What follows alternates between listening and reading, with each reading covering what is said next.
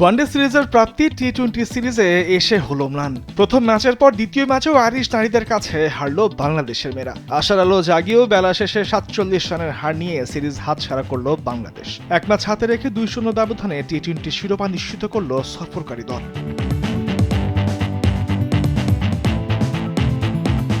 সিলেট আন্তর্জাতিক ক্রিকেট স্টেডিয়ামে এদিনও টস ভাগ্য আইরিশদের কপালে। উদ্বোধনী জুটিতে ৩৪ রান যোগ করে আইরিশ মেয়েরা। ১৮ বলে ১৪ করা গ্যাবি লুইসকে ফিরিয়ে বাংলাদেশকে প্রথম উইকেট এনে দেন নাহিদা আক্তার।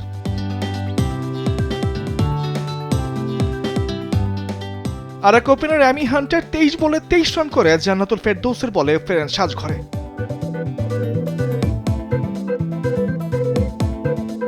এরপর ওরলা, প্রেন্টারগাস্ট ও লরা ডেলিনি দলের স্কোরবোর্ড বড় করার দায়িত্ব নেন। ২৫ বলে ৩২ করেন ওরলা ও ৩৫ রান আসে লরার ব্যাট থেকে। স্কোরবোর্ডে ৫ উইকেটে ১৩৪ রানে থামে আয়ারল্যান্ডের ইনিংস।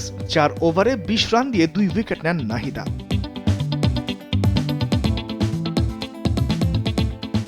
সেই মামুলি রান তাড়া করতে নেমে ব্যাটিং বিপর্যয়ে পড়ে টাইগ্রেসরা। সোহানা, মুস্তারি, দিলারা, নিগার সুলতানা কিংবা তাজ সবাই হয়েছেন এদিন ব্যর্থ। পাওয়ার প্লেতে স্কোরবোর্ডে ২২ রান উঠতেই সাজ ঘরে ফেরেন ৪ ব্যাটার।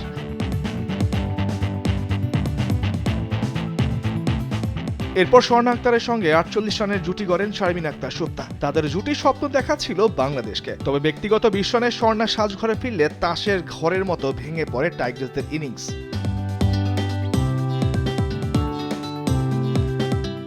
পরের ১৭ রানে ৬ উইকেট হারিয়ে ৪৭ রানের হার নিশ্চিত হয় বাংলাদেশের। ৪৩ বলে দলের সর্বোচ্চ ৩৮ রান করেন শারমিন আক্তার সুপ্তা।